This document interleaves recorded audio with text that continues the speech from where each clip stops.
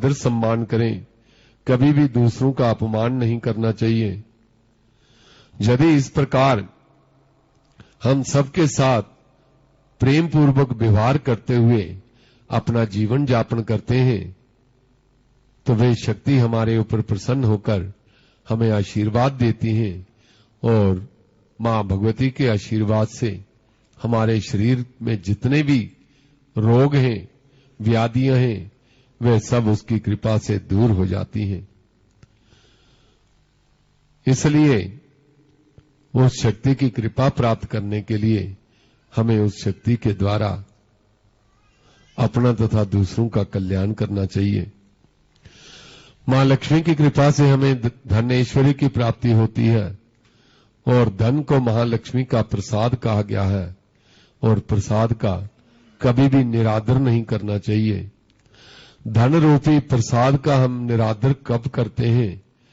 जब हम अपने धन के द्वारा दुष्कर्म करते हैं, बुरे कर्मों में उस धन को लगाते हैं और जब हम अपने धन का प्रसाद समझकर हम सत्कर्म करते हैं, उसके द्वारा धन के द्वारा दान पुण्य करते हैं, यज्ञ आदि करते हैं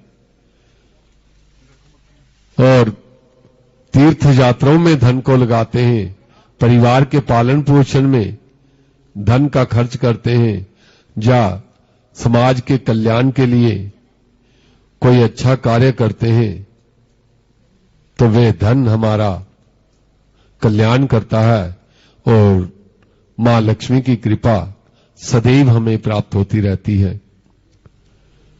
इसलिए मां के उस कृपा को प्राप्त करने के लिए हमें धन का सदुपयोग करना चाहिए।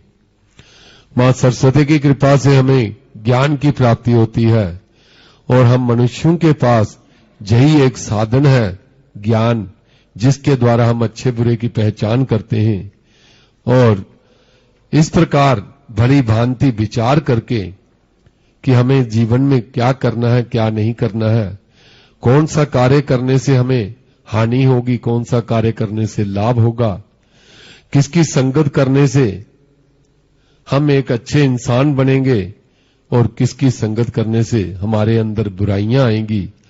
इन बातों का निर्णय ज्ञान के द्वारा करके हमें अच्छे कर्म करने चाहिए, अच्छी संगत करनी चाहिए और अपने ज्ञान के द्वारा हम दूसरों को भी अच्छे मार्ग पर चलने के लिए प्रेरित करें और स्वयं भी अच्छे मार्ग पर चलें। तभी मां सरस्वती की कृपा हमें प्राप्त होती है और उसकी कृपा जिसके ऊपर हो जाए उसके जीवन में ज्ञान की कमी नहीं रहती। इसलिए उन तीनों देवियों की कृपा प्राप्त करने के लिए, उन तीनों देवियों के द्वारा जो हमें शक्ति दी गई है, धन दिया गया है, ज्ञान दिया गया है, इनका केवल सदुपयोग करना है। ऐसा करने से हमारा कल्याण हो जाता है और अन्य कई लोगों का हम कल्याण कर सकते हैं। बोल सांचे दरबार की जय। तो धर्म प्रेमी भक्तजनों, मां भगवती के नाम का जाप करने से कल्याण होता है। भगवान का नाम जो भी कोई किसी भी स्थिति में जो लेता है उसका सदा कल्याण ही करता है, क्योंकि जिस प्रकार अग्नि में दाहक शक्ति है, अग्नि में किसी भी प्रकार की कोई वस्तु डाल देंगे, अगर अनजाने में हमारा हाथ भी अग्नि में चला जाएगा तो भी अग्नि उसे जला ही देगी।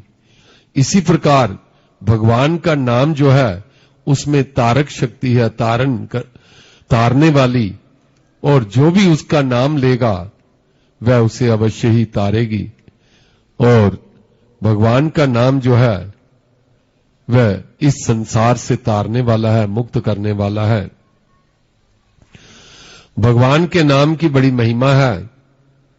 उसके मंगलमय नाम का एक बार ज्ञान करके ही जीव के समस्त पाप उसी समय भस्म हो जाते हैं, चाहे वे कैसे भी ले। कहते हैं कि नाम किसी प्रकार भी, किसी भी स्थिति में, किसी भी स्थान पर भगवान के नाम का अगर जप करे मन ही मन, तो वे उसे तार ही देगा। रामायण में तुलसीदास जी कहते हैं, भाई कुमाए अनख आलस हूं, नाम जपत मंगल दिशि दस हूं। कि किसी भी प्रकार में, किसी भी स्थिति में, किसी भी स्थान में, चाहे वह आलस्य से ही सही, भगवान का नाम जो है अगर मुख से उच्चारण होता है तो उससे सब दिशाओं में जो जपने वाला है सब प्रकार से उसका कल्याण होता है।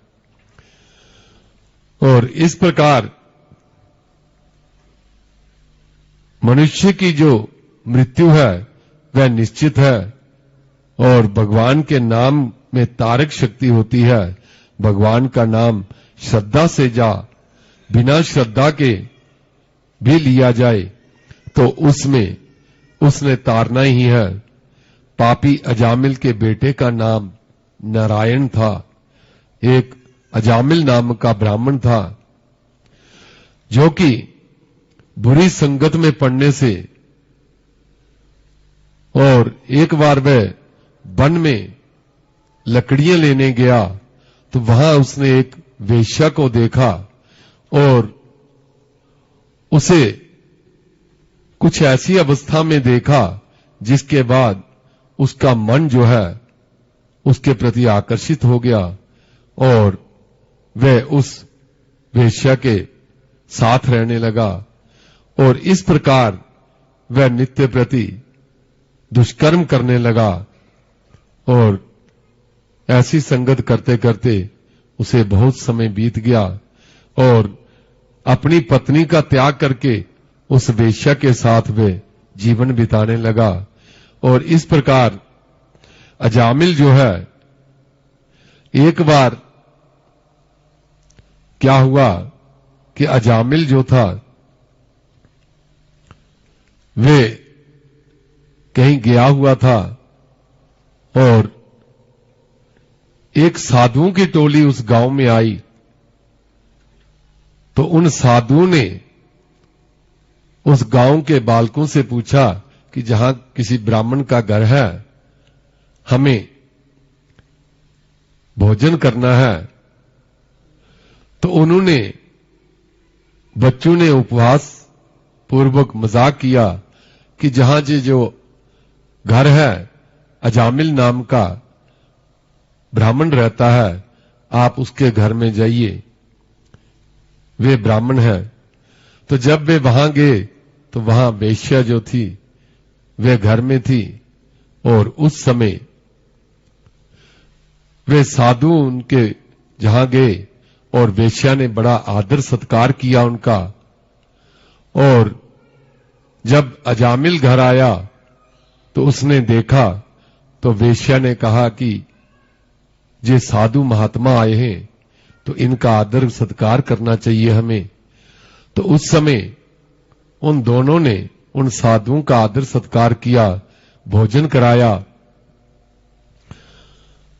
और अब प्रातः काल जब साधु जाने लगे तो उन्होंने मन में विचार किया, क्योंकि उस समय वह वेश्या गर्भवती थी और उसने बच्चे को जन्म देना था। तो उन्होंने कहा कि इन्होंने हमारी इतनी सेवा की है, चलो इन्हें कुछ, इनके कल्याण के लिए कुछ करना चाहिए। तो उन्होंने अजामिल से कहा कि आपके घर संतान उत्पन्न होने वाली है, हम आपको एक परामर्श देते हैं कि जब भी ये बालक उत्पन्न होगा इसका नाम आप नारायण रखना। और इस प्रकार अजामिल को ये उपदेश देकर वे साधु चले गए। और कालांतर में जब उसके घर वे बेटा हुआ तो उन्होंने, अजामिल ने उसका नाम जो है नारायण रख दिया। अब वे सबसे छोटा बेटा था, बड़ा प्यारा था और अजामिल जो है वे दुष्ट कर्म तो पाप कर्म तो करते ही थे, और इस प्रकार जब भी वह घर आते तो नारायण के साथ नारायण नारायण करते रहते, और इसी कारण उनके मुख से भगवान के नाम का उच्चारण होने लगता। और एक बार अजामिल बहुत बीमार हो गए और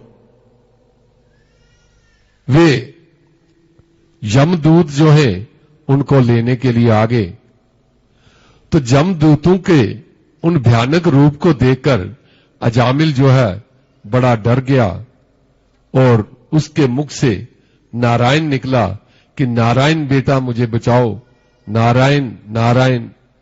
इस प्रकार से जब उसके मुख से ऐसा निकला तो भगवान विष्णु के दूत जो है वह दौड़ते हुए चतुर्भुज रूप धारण करके वे वहां पहुंचे और उन यमदूतों को उन्होंने भगा दिया, और उसे अजामिल को वे भगवान विष्णु के धाम को लेकर चले गए।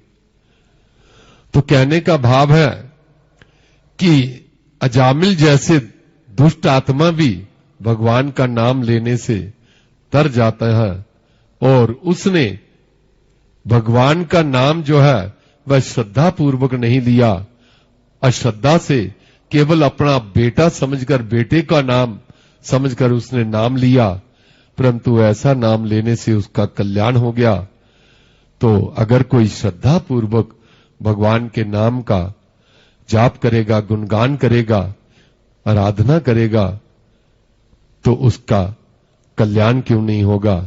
इसलिए कहने का भाव यही है कि भगवान के नाम में बहुत शक्ति है। वह कैसे भी हम लें, किस प्रकार भी लें, किसी स्थिति में भी हो, भगवान का नाम जो है वह सबको तारने वाला है। इसलिए कहा भी है, क्योंकि इस जीवन का कोई भरोसा नहीं, अगले पल हमारे साथ क्या होगा क्या नहीं। इस संसार में कितनी देर हमने रहना है, इसलिए जो हमारे श्वास चल रही है, श्वास श्वास में हमें भगवान के नाम का जप करना चाहिए। कहा है, श्वास श्वास हरि नाम जप, वृथा श्वास मत खोए, ना जाने इस श्वास का फिर आना होए ना होए। बोल सांचे दरबार की जय। तो धर्म प्रेमी भक्तजनों, मां भगवती के चरणों में भजनों की वेला है, और भजनों के द्वारा हम मां भगवती के नाम का गुणगान करेंगे, मां की स्तुति करेंगे।